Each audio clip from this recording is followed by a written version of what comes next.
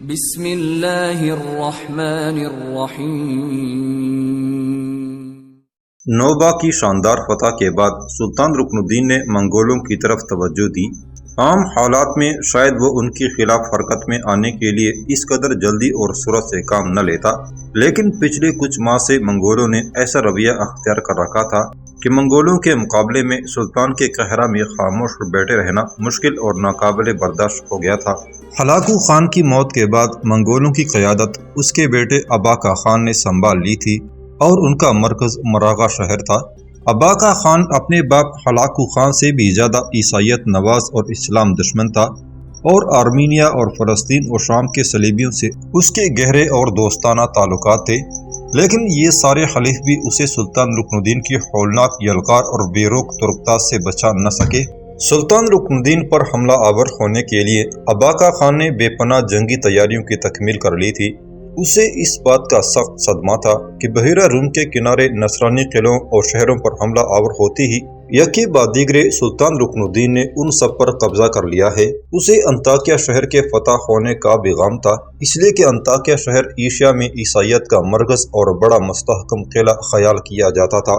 اس کے بعد سلطان رکن الدین نے یکے بعد دیگرے جب افریقہ میں فرانس کے بادشاہ لوئی نہم کو بدترین شکست دی اور وہ جنگ میں مارا گیا، اور اس کے بعد افریقہ میں سوڈان کے ریگزاروں اور درش میں وہاں کے بادشاہ ڈیوڈ کو بھی سلطان نے بدترین شکست دے کر ایک قیدی کی حیثیت سے اپنے سامنے پیش ہونے پر مجبور کیا، تو منگولوں کے عیسائی حکمراں اباقا خان کا غصہ سلطان رکن الدین کے خلاف اپنی انتہا کو پہنچ گیا تھا، لہٰذا وہ سلطان پر حملہ آور ہونے کے لیے پرت تھوڑنے لگا تھا۔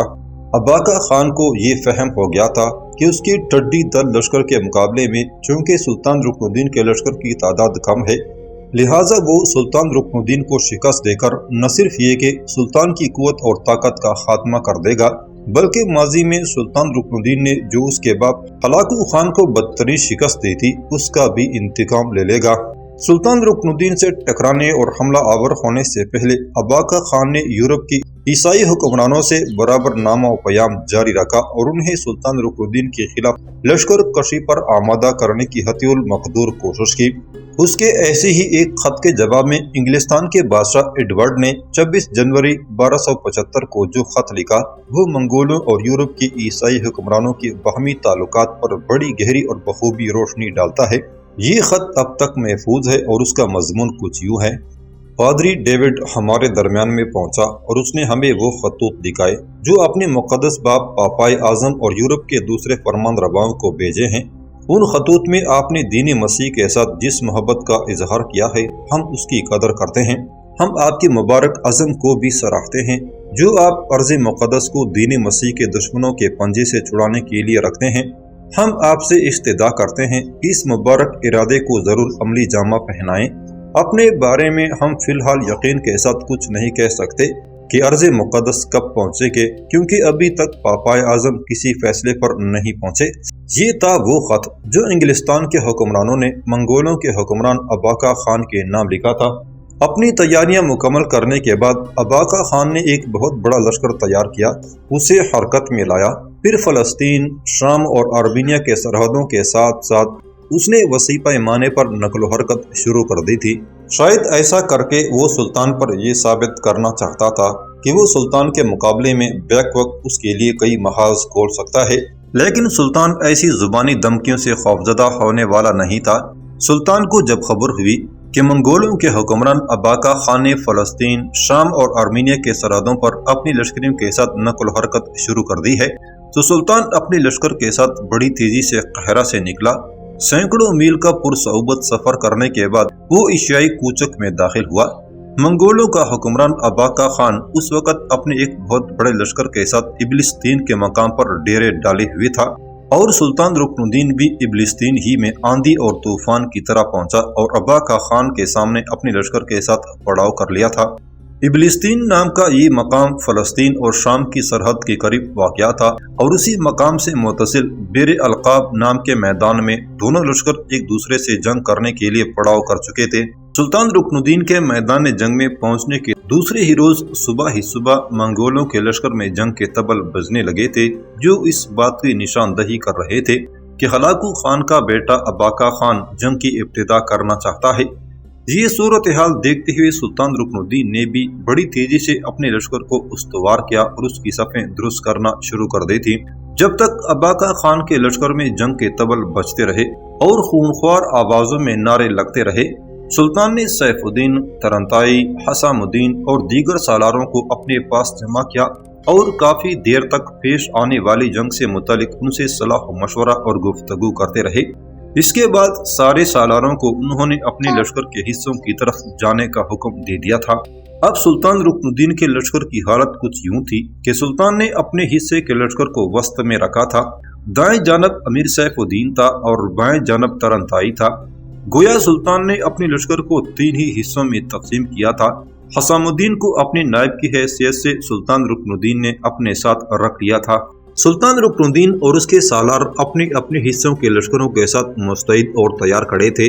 شاید سلطان جنگ کی ابتدا نہیں کرنا چاہتے تھے، بلکہ وہ اس بات کی امید رکھتے تھے کہ جنگ کی یہ ابتدا اباقا خان ہی کی طرف سے ہو، اور یہ سارا لائحہ عمل انہوں نے اپنے سالاروں سے مشورے کے بعد ہی طے کیا تھا۔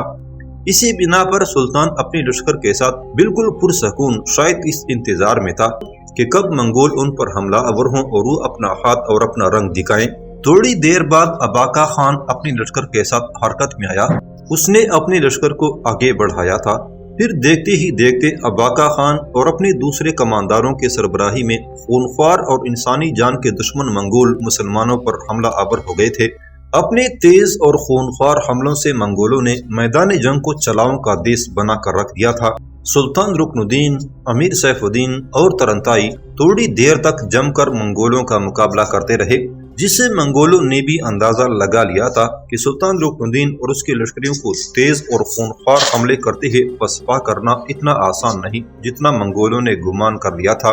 تھوڑی ہی دیر کی جنگ کے بعد منگولوں کے حوصلے بلند ہو گئے اور وہ بری طرح وحشیانہ انداز میں نعرے بازی کرنے لگے تھے، اس لیے کہ لشکر کا وہ حصہ جو خود سلطان رکن الدین کی کمانداری میں تھا آہستہ آہستہ پسپا ہونا شروع ہو گیا تھا۔ امیر سیف الدین اور ترنتائی بھی پسپائی اختیار کیے ہوئے تھے، لیکن ان دونوں کی پسپائی کی رفتار کافی سست اور دھیمی تھی، جبکہ سلطان رکن الدین کا لشکر بڑی تیزی سے پسپا ہو کر پیچھے ہٹا تھا۔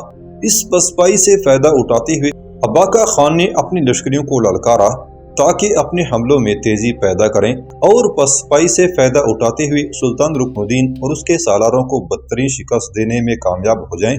لیکن اباقا خان اور اس کے لشکری شاید نہیں جانتے تھے کہ ان قریب ہرمن کی ڈالیں یزدان کی تلواروں سے کٹنے والی ہیں، اور یہ کہ بشاشت زوال پذیر گردش شام و سحر اور فریب امید کے سنگیت میں ڈوبنے والی ہے۔ مسلمانوں کی پسپائی دیکھتے ہوئے اپنی فتح کی امید کے نعرے لگانے والے منگول ابھی دھوکے اور فریب میں تھے، نہ جانتے تھے کہ وقت کے عناصر تمتماتے جذبوں کی ساری وارفتگی اور ان کی جرأت و شجاعت کی قندیلوں کو ان کی کجروی، قلب کی تیرگی، ذہن کی مفلسی اور آسیب زدہ لمحوں میں ڈالنے والے ہیں۔ تھوڑی دیر تک گمسان کا رن پڑتا رہا۔ منگول یہی خیال کرتے رہے چونکہ مسلمان ایک بار ان کے سامنے پسپا ہو چکے ہیں، لہٰذا ان کے ہم قدم جمنے نہ دیں گے اور جنگ میں شکست کو ان کا مقدر بنا کر رکھ دیں گے۔ لیکن قدرت شاید کچھ اور ہی فیصلہ کر چکی تھی، اس لیے کہ جس وقت پسپائی جاری تھی اچانک ایک تبدیلی اور انقلاب رونما ہوا، اور وہ یہ کہ وسطی لشکر کے درمیان سلطان رکن الدین کی تکبیریں بلند ہونا شروع ہو گئی تھی، اور یہ شاید اپنے سالاروں اور لشکریوں کے لیے سلطان رکن الدین کا کوئی مخصوص اشارہ تھا۔ اس کے بعد سلطان نے بلند آواز میں اپنے لشکریوں کو مخاطب کرنا شروع کیا تھا۔ میرے عظیم ساتھیوں، ان نیم حیوانی قسم کے لوگوں پر ثابت کر دو کہ ہم وہ لوگ ہیں جو اپنے دشمنوں کو بے حیائی کی ساری حدیں پلانگنے نہیں دیتے۔ ہم وہ مجاہد ہیں جو اپنے دشمنوں کو جنسی مواصلت کی حکایات کی تکمیل کسی بھی صورت نہیں کرنے دیتے۔ سلطان رکن الدین نے جس وقت پسپا ہوتے ہوئے پہلی بار تکبیر بلند کی، اسی وقت ان کا اشارہ پاتے ہوئے امیر سیف الدین اور ترنتائی حرکت میں آ چکے تھے۔ چونکہ سیف الدین اور ترنتائی کے پسپا ہونے کی رفتار سست تھی اور ان کے مقابلے میں سلطان رکن الدین اپنے حصے کے لشکر کے ساتھ بڑی تیزی سے پسپا ہوئے تھے، لہٰذا منگولوں کا لشکر جو میدان جنگ میں سلطان رکن الدین سے ٹکرا رہا تھا وہ کافی آگے بڑھ آیا تھا، اور امیر سیف الدین اور ترنتائی کی رفتار سست ہونے کی وجہ سے درمیان میں سلطان رکن الدین کے تعاقب میں آگے بڑھنے والا منگولوں کا لشکر اس قدر آگے بڑھا تھا کہ سلطان رکن اس لشکر کے سامنے تھا اور امیر سیف الدین اور امیر ترنتائی اب اسی لشکر کے دائیں بائیں ہو کر رہ گئے تھے۔ جس وقت سلطان نے پہلی بار تکبیر بلند کی تھی، شاید امیر سیف الدین اور امیر ترنتائی سلطان کے طے شدہ لائے عمل کے مطابق ہی حرکت میں آ گئے تھے۔ سلطان کی ان تکبیروں کے جواب میں امیر سیف الدین حرکت میں آیا، پھر وہ منگولوں پر حملہ آور ہو گیا تھا۔ امیر سیف الدین کے ساتھ ہی ساتھ تکبیریں بلند کرتے ہوئے ترنتائی بھی منگولوں پر یلغار کر گیا تھا۔ اب صورتحال یہ تھی کہ منگولوں کے لشکر کا وہ حصہ جو سلطان رکن الدین کے تعاقب میں کافی حد تک بڑھ آیا تھا، اس کے بائیں پہلو پر سیف الدین اور دائیں پہلو پر ترنتائی نے ضربیں لگانی شروع کر دی تھی۔ تیسری جانب سلطان رکن الدین جو تھوڑی دیر پہلے اپنی لشکر کے ساتھ منگولوں کے سامنے پسپائی اختیار کیے ہوئے تھے، وہ سنبھل گیا۔ لگتا تھا یہ پسپائی ایک ضابطے اور پہلے سے طے شدہ رد عمل کے تحت کی گئی تھی تاکہ منگولوں کو ناقابل تلافی نقصان پہنچایا جائے۔ امیر سیف الدین اور ترنتائی کے منگولوں کے دائیں بائیں سمتوں پر حملہ آور ہونے کے ساتھ ہی سلطان رکن الدین اور حسام الدین نے بھی ایک خوفناک کروٹ لی۔ تھوڑی دیر پہلے تک جہاں سلطان اور حسام الدین پسپائی اختیار کر رہے تھے، وہاں ایک دم انہوں نے اپنی لشکر کو روک دیا، پھر دونوں اپنے سامنے منگولوں پر حملہ آور ہو گئے تھے۔ منگولوں کے لشکر کا وہ حصہ جو سلطان کے تعاقب میں کافی آگے تک بڑھ آیا تھا، اس کے بائیں پہلو پر سیف الدین، دائیں پہلو پر ترنتائی اور سامنے کی طرف سے سلطان رکن الدین اور حسام الدین ناقابل تلافی ضربیں لگا رہے تھے۔ تھوڑی ہی دیر کی جنگ کے بعد منگولوں کے اس لشکر نے اندازہ لگا لیا کہ اگر کچھ دیر تک مزید جنگ جاری رہی تو ان کا مکمل طور پر خاتمہ کر دیا جائے گا، لہٰذا انہوں نے فوراً پسپائی اختیار کر لی۔ لیکن یہ پسپائی بھی اب ممکن نہ رہی تھی، اس لیے کہ دائیں بائیں سے زوردار حملہ آور ہوتے امیر سیف الدین اور ترنتائی نے منگولوں کے آگے بڑھنے والے لشکر کو ان کی اصل لشکر سے کاٹ کر رکھ دیا تھا۔ پھر تین اطراف سے اس حملے نے منگولوں کے لشکر کے اس حصے کا مکمل طور پر خاتمہ کر دیا تھا۔ تعاقب کرنے والے منگولوں کے لشکر کا خاتمہ کرنے کے بعد سلطان رکن الدین نے اپنی لشکر کی حیت پھر درست کی۔ سلطان بڑی تیزی سے آگے بڑھے۔ سیف الدین پہلے کی طرح سلطان کے دائیں پہلو پر اور ترنتائی بائیں پہلو پر آ گیا تھا۔ پھر انہوں نے ایک ساتھ بڑے خوفناک انداز میں پوری طاقت اور قوت کے ساتھ منگولوں پر یلغار کر دی تھی۔ سلطان رکن الدین، سیف الدین، ترنتائی اور حسام الدین کے اس طرح حملہ آور ہونے سے چاروں طرف ایسی کیفیت طاری ہو گئی تھی گویا دل کے شب خانوں میں دکھی روحوں کے نوحوں اور شعور کے شیش محل میں نامہربانیوں کی ریکائیں رقص کر گئی ہوں۔ جلد ہی سلطان اور اس کے سالاروں نے منگولوں پر جان لیوا حملے کرتے ہوئے ان کی حالت خراب کر کے رکھ دی تھی۔ منگول بھی اب اندازہ لگا چکے تھے کہ وہ زیادہ دیر تک سلطان کے لشکر کے سامنے ٹھہر نہیں سکیں گے۔ حالانکہ قتل عام ہونے کے باوجود اب بھی ان کے لشکر کی تعداد سلطان کے کل لشکر سے زیادہ تھی۔ اس ہولناک جنگ کی تھوڑی ہی دیر بعد بیر القاب کا میدان جنگ لاشوں کی بستی، جیون کے خونی جنجال، فطرت آدم کی بے ربطگی کا منظر پیش کرنے لگا تھا۔ منگولوں نے اپنی طرف سے پوری کوشش کی کہ ایک بار پھر جم کر سلطان رکن الدین کا مقابلہ کریں اور کسی نہ کسی طرح انہیں پسپا ہونے پر مجبور کریں، لیکن ان کی ہر کوشش، ان کا ہر جتن ناکام رہا۔ سلطان اور اس کے سالار لمحہ بلمحہ اپنے حملوں میں تیزی اور خونخواری پیدا کرتے چلے جا رہے تھے، اور پھر سلطان نے اپنا پرانا جنگی طریقہ استعمال کرنا شروع کر دیا تھا، یعنی دشمن کے سامنے سے وہ خود ضربیں لگا رہے تھے، جبکہ سیف الدین اور ترنتائی کو انہوں نے دشمن کے پہلو پر حملہ آور ہونے کا حکم دیا تھا۔ سلطان کا یہ حکم ملتے ہی امیر سیف الدین اور ترنتائی آہستہ آہستہ دشمن کو کاٹتے ہوئے ان کے بازوں کی طرف پھیلتے چلے گئے تھے، اور پھر انہوں نے جب دشمن کے پہلو پر جا کر جنگ کی بھٹی پہلے سے بھی زیادہ گرم کر دی، تب منگول محسوس کرنے لگے جیسے ان کے پاؤں تلے سے کسی نے زمین سرکانی شروع کر دی ہو۔ سامنے کی طرف سے اب سلطان رکن الدین، دائیں بائیں سے سیف الدین اور ترنتائی نے ان کا مکمل طور پر قتل عام شروع کر دیا تھا۔ منگولوں کا لشکر جب آدھا کٹ کر میدان جنگ میں ڈھیر ہو گیا، تب منگول مایوس ہو گئے اور انہیں اپنی شکست یقینی دکھائی دینے لگی تھی۔ تب وہ اپنے پڑاؤ کی ہر چیز چھوڑ کر شکست اٹھاتے ہوئے میدان جنگ سے باگ کھڑے ہوئے۔ اس جنگ میں گو سلطان رکن الدین کے کئی مہلک زخم آئے تھے، لیکن بھاگتے ہوئے دشمن کا انہوں نے پوری طاقت اور قوت سے تعاقب کیا۔ میلوں تک ہلاکو خان کے بیٹے اباقا خان کے لشکر کو کاٹتے ہوئے سلطان نے اس کے لشکر کی تعداد کم کی۔ پھر سلطان میدان جنگ میں واپس لوٹا۔ منگولوں کے پڑاؤ کی ہر شے پر اس نے قبضہ کر لیا۔ میدان جنگ میں چاروں طرف منگولوں کی لاشیں بکھری پڑی تھی۔